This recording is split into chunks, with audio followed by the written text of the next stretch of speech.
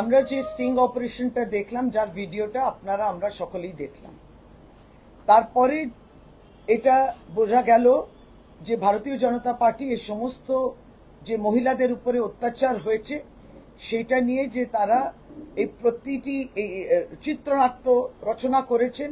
এই ভয়ানক পরিস্থিতি যেখানে মহিলাদের ব্যবহার করা হয়েছে, তাদেরকে দিয়ে বলানো হয়েছে যে তাদের উপরেই অত্যাচার হয়েছে। কিন্তু যেটা বেরোলো যে মহিলারাই বলছেন যে আমরা জানতাম না যে কাগজে আমরা সই করছি তার মধ্যে এই অভিযোগটা লেখা আছে। নিশ্চিতভাবে তারা বলছেন যে আমাদের কিছু অভিযোগ ছিল, সেটা জমি সংক্রান্ত বিষয়ে, কিন্তু যেই কাগজে তাদেরকে দিয়ে সই করানো হয়েছে ভারতীয় জনতা পার্টির যারা নেতৃত্ব স্থানীয়ভাবে সন্দেশখালীতে, সেইখানে যে এই অভিযোগ লেখা আছে যে তাদের উপরে শারীরিক নির্যাতন করা হয়েছে, ধর্ষণ করা হয়েছে, এটা তারা জানতেন না।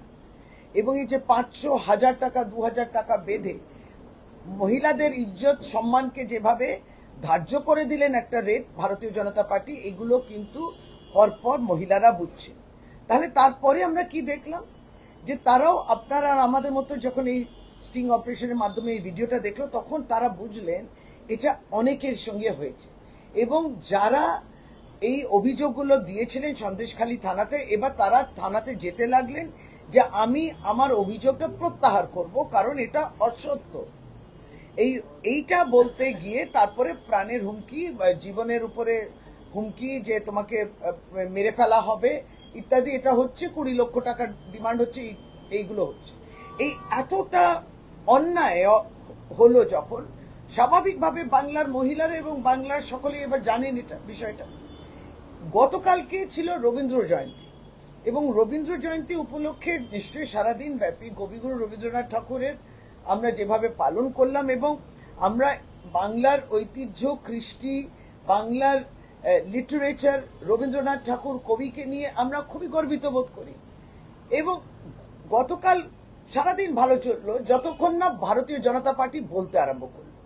আর যখন বলল তখন যেটা শুনলাম, আপনাকে ভিডিওতে আমি বলছি যে বাঁকুড়াতে একটা মিটিং, স্বাভাবিক এখন এই সময় নির্বাচনের প্রচার চলছে, সে প্রচার চলাকালীন প্রত্যেকটি পার্টি মিটিং করতেই পারে। শুভেন্দু অধিকারী বিরোধী দল নেতা যাচ্ছিলেন একটা মিটিংয়ে বাঁকুড়া সিমলাপালে, এবং সেইখানে স্থানীয়ভাবে মহিলারা যারা রয়েছেন তারা প্রতিবাদ করেছেন এবং স্লোগানিয়ারিং করেছেন। সেটাতে তিনি তীতবিরক্ত হলেন, সন্দেশখালী বিষয়টা উঠে এলেন। তখন এই ভিডিওটা আপনাদের দেখায়।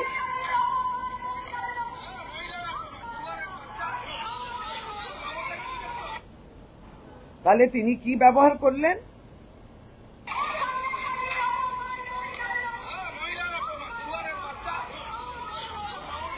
মানে আমার পক্ষে সম্ভব নয় এই দুটো শব্দটা বলা, অর্থাৎ যে শব্দটা তিনি ব্যবহার করলেন, যেটা চয়ন করলেন মহিলাদের জন্য, মানে আবারও মহিলাদের অপমান করলেন, এই দুটো শব্দ তিনি ব্যবহার করলেন। আমরা এটাই বলতে চাইছি, তার বিরুদ্ধে গুরুতর অভিযোগ। মহিলারা অপমানিত, এই চিত্রনাট্য তিনি রচনা করেছেন এবং পুরোটি ওইখানকার মণ্ডল সভাপতি, স্থানীয় মহিলা নেতৃত্ব, তারা সেটাকে ক্যারি করেছেন এবং এই কাহিনীটা এই রূপ নিয়েছে যেটা পুরোটাই অসত্য। কিন্তু এবার যেটা হচ্ছে যে তিনি নিজে সরাসরি অসংসদীয় ভাষা গালাগালি করছেন মহিলাদের। বঙ্গ নারীরা এটা দেখছেন। প্রথমে তো তাদের ইজ্জত মান সম্মান নিয়ে টাকা পয়সা ধার্য করে প্রথমে এটা করা হলো। দ্বিতীয়ত তারা অজান্তে সই করলেন, জানতেন না যে তারা লিখছেন যে আমার উপরে ধর্ষণ হয়েছে। তৃতীয়ত যখন প্রতিবাদ এর কণ্ঠ আরো জোরালো হচ্ছে, তখন আবারও বিজেপি নেতৃত্ব এবং আপনি শুনলেন শুভেন্দু অধিকারী যে গালাগালিটা করলেন। যুক্ত করতে চাই এটা যে তৃণমূল কংগ্রেস কমপ্লেন্ট দিয়েছেন ইলেকশন কমিশন অফ ইন্ডিয়াকে। কি নিয়ে?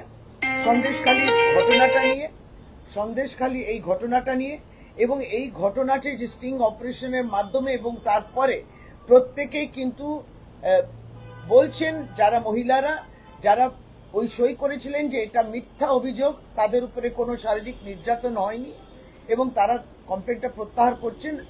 তথাপি বিজেপি নেতৃত্ব, ভারতীয় জনতা পার্টির বাংলার নেতৃত্ব, শুভেন্দু অধিকারী নাম সহ যে এটা পুরোটা তারা এই অসত্য কথাগুলো বলেছেন, সন্দেশখালী সম্বন্ধে মহিলাদের বদনাম করেছেন, বাংলাকে বদনাম করেছেন, কালিমালিপ্ত করেছেন।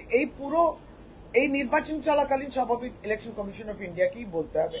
তাই এই কমপ্লেনটা তৃণমূল কংগ্রেসের পক্ষ থেকে ইলেকশন কমিশন অফ ইন্ডিয়াতে জমা পড়েছে। এই